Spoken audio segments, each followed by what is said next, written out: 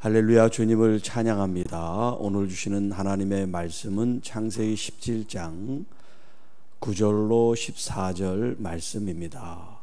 마음의 할례를 행하라, 마음의 할례를 행하라 라는 제목으로 같이 말씀을 나누도록 합니다. 자, 우리 지난 시간에 1절로 8절 사이에 주님께서 아브라함과 언약을 맺으며 또 그 이름을 새롭게 아브라함에서 아브라함이라고 하는 이름을 새롭게 주시죠. 그리고 그 자손에 대한 축복과 또 땅에 대한 약속의 말씀을 주십니다.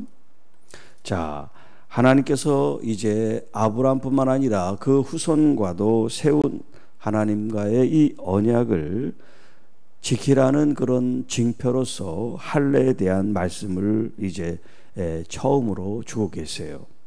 그래서 이 할례의 시작은 아브라함부터 시작이 되었습니다. 아브람이 아니라 아브라함이라고 하는 이름을 받고 하나님께서 그 언약에 대한 징표로 할례에 대한 말씀을 하십니다. 자, 아브라함뿐만 아니라 아브라함에게 속한 사람들, 또 돈으로 산 노예나 종들, 이런 모든 남자들이 다 행해야 된다. 그래서 내 언약이 너희 살에 있어 영원한 언약이 되어야 한다. 그러나 할례를 받지 않고 그 표피를 베지 아니한 자는 백성 중에서 끊어지리니 그가 내 언약을 배반하였습니다. 자, 하나님께서 세우신 이 언약을 얼마나 귀하게 존중하고 또 그것에 순종해야 되는지 하나님께서 우리에게 엄히 말씀하고 계십니다.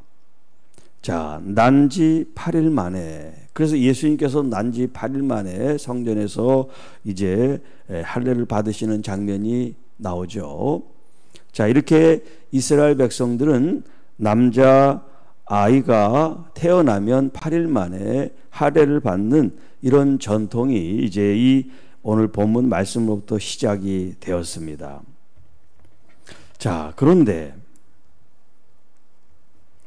신명기 10장에 이제 어떤 말씀이냐면 9장에서는 그 출애굽하는 그 과정들을 이제 쭉 서술한 내용이고, 신명기는 이제 출애굽을 다 이제 한 이후에 하나님께서 주신 말씀을 다시 새롭게 이제 재정립하는 그런 말씀이 신명기예요. 자, 그래서 신명기 9장에는 이스라엘 백성들이 출애굽을 한 이후에 모세가 시내산에 하나님의 부름을 받고 바로 내려오지 않는다 해서 그들이 금을 다 녹여서 금송아지를 만들죠.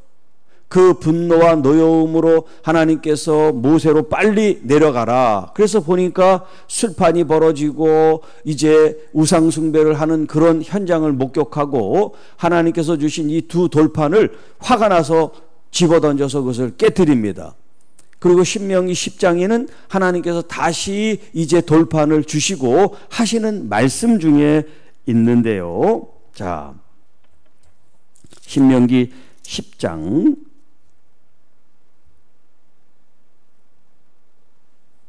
16절에 이렇게 말씀하세요. 그러므로 너희는 마음의 할례를 행하고 다시는 목을 곧게 하지 말라. 그 신명기 9장에 이스라엘 백성들이 하나님을 떠나서 우상 숭배에 빠져 있는 그 백성들을 가리켜서 목이 굳은 백성이다, 그렇게 말씀하세요. 목이 굳은 백성. 그리고 지금 이 16절에 너희는 마음의 할례를 행하고 다시는 목을 곧게 하지 말아라. 그러니까 하나님께 대항하지 말아라. 하나님께 불순종하지 말아라. 하나님의 말씀을 도전하지 말아라. 이런 얘기예요. 그런데 이스라엘 백성들이 계속해서 목이 굳은 백성으로 살잖아요. 그런데 그들이 몸에는요 할례를 행했다고요. 할례를 행하고 하나님의 말씀에 도전하고 말씀을 떠나고 살았단 말이죠. 이게 아이러니라고 그러죠, 영어로. 하나님께서 아브라함에게 약속을 주시고 언약을 주시고 그 말씀을 잘 순종하도록 징표를 준 게 할례인데, 이스라엘 백성들은 이 약속은 잊어버리고 할례만 남았어요. 그래서 사도 바울이 이방 땅에 복음을 전할 때 그 지역에 사는 유대인들이 방해를 하고 핍박했던 이유가 뭐냐면, 너는 모세의 율법을 지키지 않는다는 거예요. 왜 할례를 행하지 않고 사람들로 하여금 예수만 믿게 하냐, 이렇게 공격을 하고 사도 바울을 죽이려고 했단 말이죠. 그런데 몸에 할례만 받으면 뭐하냔 말이에요. 이름만 기독교인이면 뭐하냔 말이에요. 세례만 받으면 뭐하냔 말이에요. 정말 어제 새 이름, 아브라함의 이름에 그 가치를 주신 것처럼 오늘 우리가 하나님의 자녀, 새 가족이 되고 그리스도인이 됐다는 그 이름의 무게와 같이, 그 가치를 알고 우리의 삶의 인격 속에 이 거룩함이 반영이 돼야 되는데 너무 가벼워요. 말도 가볍게 하고 행동도 가볍게 하고 하고 싶은 대로 막 해요. 그러면서 신앙생활은 또 열심히 한다 그래. 이게 이스라엘 백성들의 할례를 받고 하나님 말씀에 순종하지 않는 거하고 뭐가 다르냐는 거죠.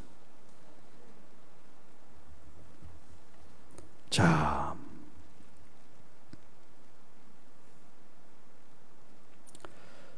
신명기 10장 16절을 제가 너희는 마음에 할례를 행하라는 말씀을 드렸는데 12절부터 너무나 중요한 말씀을 하면서 그 얘기를 했어요.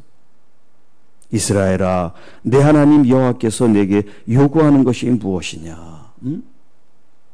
아주 명확하게 하나님께서 말씀하세요. 하나님이 원하는 건 이거다. 뭐 성경 66권을 잘 찾아서 하나님의 뜻이 뭘까? 하나님이 뭘 제일 바라나? 찾을 필요 없어요. 이미 나와 있어요. 딱 찍어서. 그거만 보면 돼. 이렇게 하나님 말씀은 명료하다고. 그런데 그 명료한 말씀을 얼마나 안 지키는지 몰라요. 모르는 것처럼 안 지켜요. 자, 그게 뭡니까?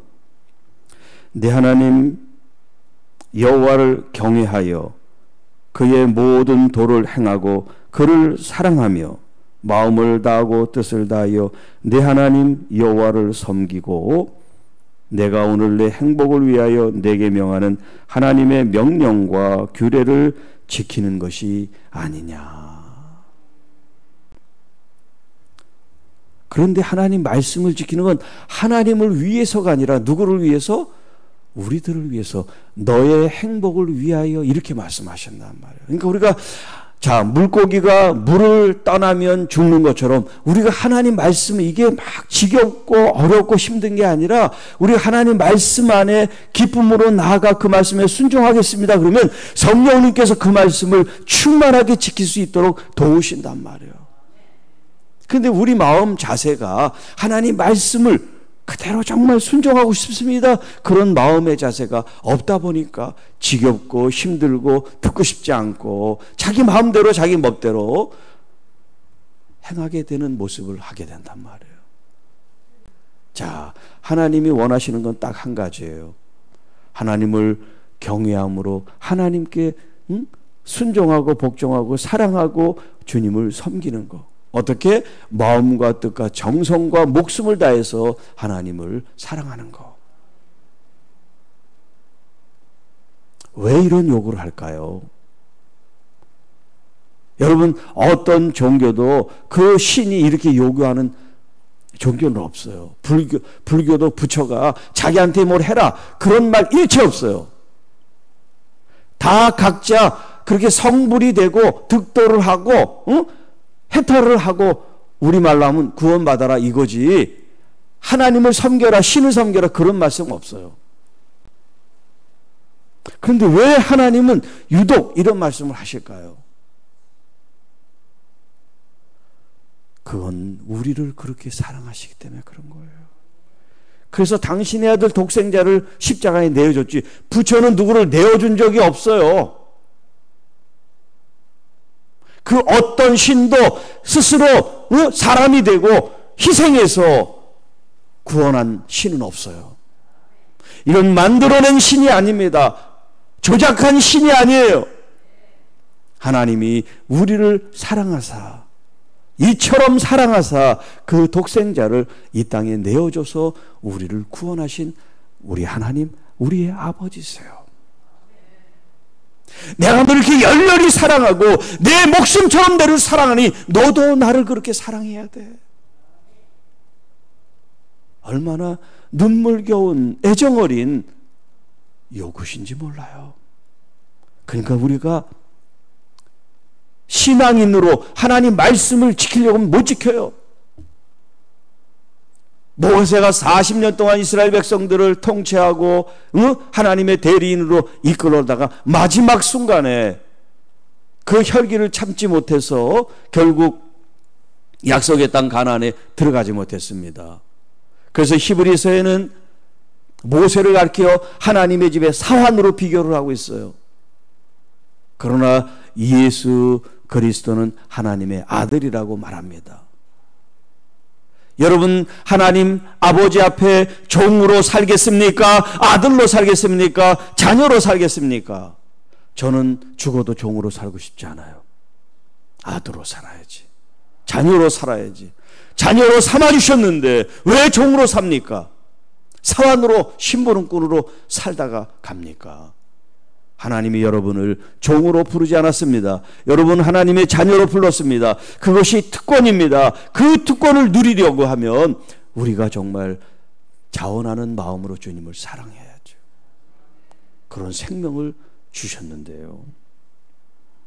그래서 너희는 마음에 할례를 행하고 다시는 목을 곧게 하지 말아라, 이런 말씀을 하셨고, 이게 얼마나 중요한지 신명기 30장에 또 말씀하십니다. 6절, 내 하나님 여호와께서 내 마음과 내 자손의 마음에 할례를 베푸사 너로 마음을 다하며 뜻을 다하여 내 하나님 여호와를 사랑하게 하사 너로 생명을 얻게 하실 것이며.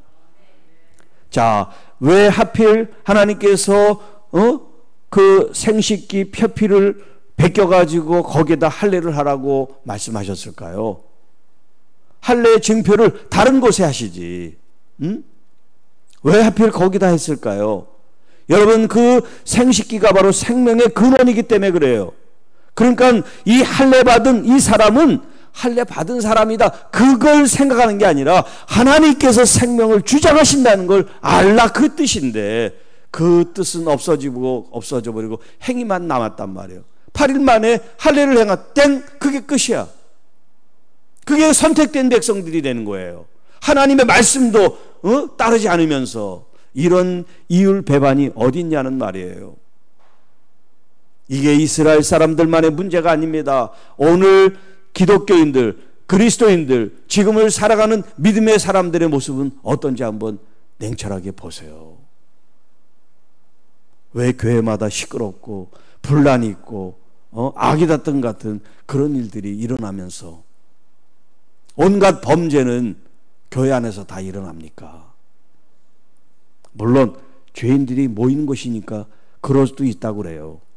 죄인들이 모였지만 그 죄인들이 의롭게 변화되어 거룩한 사람으로 변화되어 나가는 것, 그것이 또한 교회잖아요. 그런데 죄인이 모였다고 해서 믿을 때부터 죽을 때까지 계속 그 모습으로만 있으면 안 되잖아요.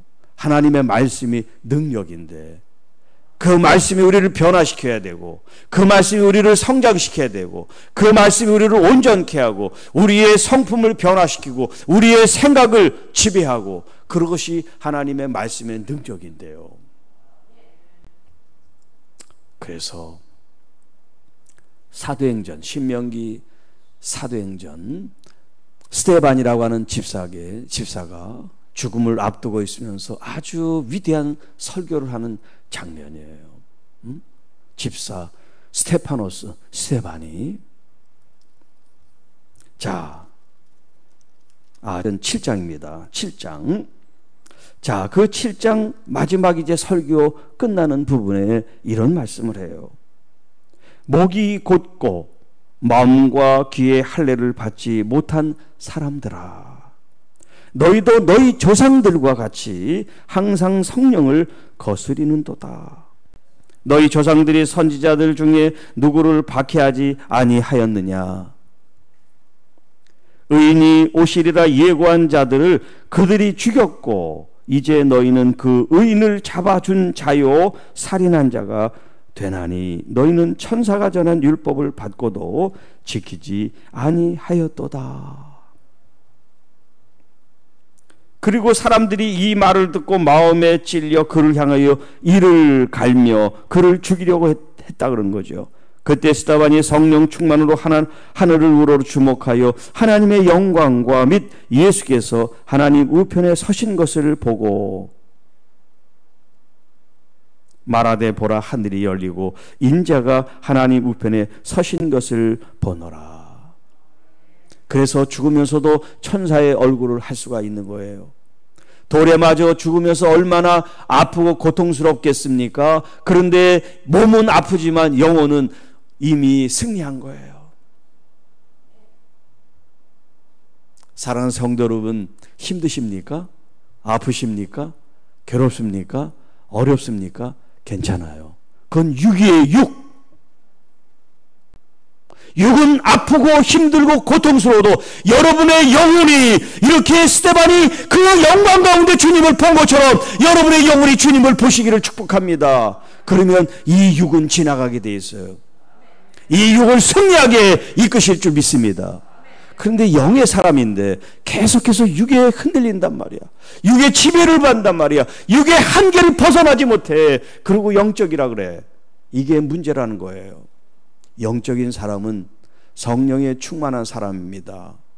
성령께서 여러분을 드라이브하고 여러분을 충만하게 하고 여러분을 이끌어가는 사람이에요. 여러분의 의지가 여러분을 이끌어가는 게 아니에요. 여러분의 환경이, 여러분의 상처가 여러분을 이끌어가게 해서는 안 됩니다. 성령 하나님께서 여러분을 이끌게 하세요. 그 대신 여러분의 고통, 아픔을 토로하세요. 정직하게. 괴로워요, 아파요, 힘들어요. 네, 말하는 건 죄가 아니에요. 의심하는 건 죄지만, 불순종하는 건 죄지만, 말하는 거, 기도하는 건 죄가 아니에요. 그러나 대신 걱정, 염려하지 마세요. 주님께서 염려하고 걱정하라고 그러면서 믿으라고 말씀하지 않았어요. 염려하지 말아라, 걱정하지 말아라. 내가 너와 함께함이니라. 내가 너의 하나님이 됨이니라. 그 전능하신 Almighty God, 그 엘샤다이 전능하신 하나님께서 우리 아버지가 되시니까 걱정하지 마세요. 이제 여러분의 영혼이 성령 안에 이 뜨거운 불이 활활 타오르기를 축복합니다. 어려운 일이 있고 질병이 있고 힘든 일이 있어도 성령 안에 여러분 불을 켜고 여러분이 영원히 살아서 기도할 때 우리 주 예수 그리스도의 이름으로 구하는 것이 무엇이든 주께서 행하신다고 하신 말씀, 그것은 주님과 우리가 하나가 되고 연합이 될 때 가능한 거예요. 이제 여러분의 모든 것이 주님의 것입니다. 이제 주님께 전적으로 맡기고 주님의 뜻을 구하는 여러분 성숙한 그리스도인들, 참 주님의 자녀들이 되시기를 축복합니다. 이제 말을 할 때 무겁게 해야 돼요. 생각을 무겁게 해야 돼요. 행동을 무겁게 해야 돼요. 직분이 있는데 이름을 그렇게 막 부르면 안 돼요. 직분을 존중해 줘야지. 내가 나이가 많아도 그게 가벼운 거예요. 편하고 친해서가 그런 게 아니야. 항상 그런 마음, 나이가 어리든 뭐 어떻든 배움이 적든 항상 존중하는 마음, 이런 마음으로 서로를 존대하는 그 자세가 시작이에요.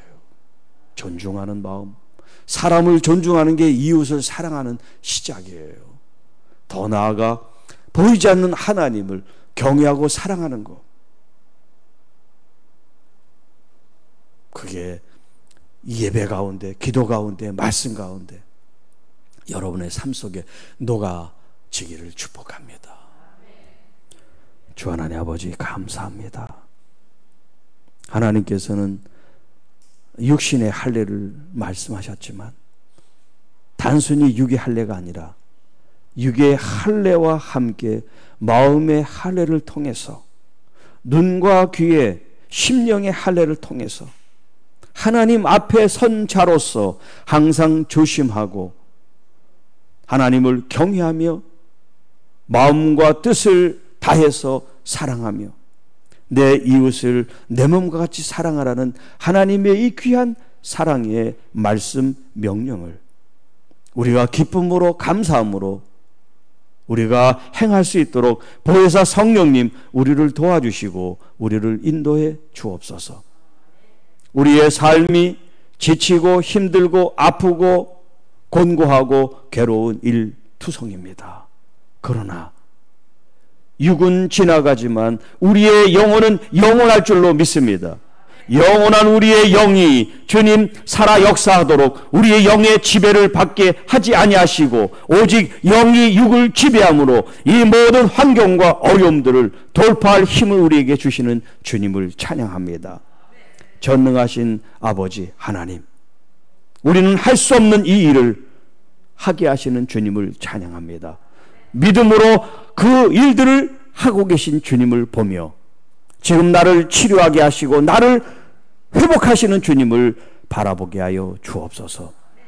걱정, 염려, 근심, 주님 답답한 우리의 이 마음을 짓누르는 모든 부정적인 것들을 떨쳐버리고 이제 감사와 기쁨으로 환희 속에 즐거움과 감사 속에 주님 우리가 신앙생활하는 이 기쁨이 넘치게 하옵소서.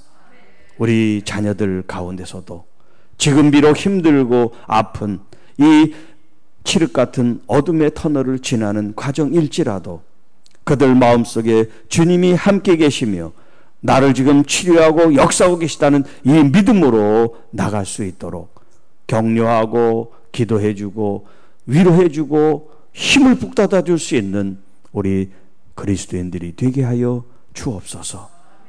주님 감사합니다. 우리도 이스라엘 백성들처럼 목이 곧은 백성이라 주님 말씀을 읽으면서 듣지 않고 말씀을 알면서 지키지 않는 그런 어리석고 우매한 백성이 아니라 하나님 말씀을 소중하게 여기고 그 말씀 하나하나를 목숨처럼 생명처럼 더 아끼고 사랑하는 하나님의 자녀들이 되게 하옵소서. 우리 주 예수님의 이름으로 감사하며 축복하며 기도하옵나이다.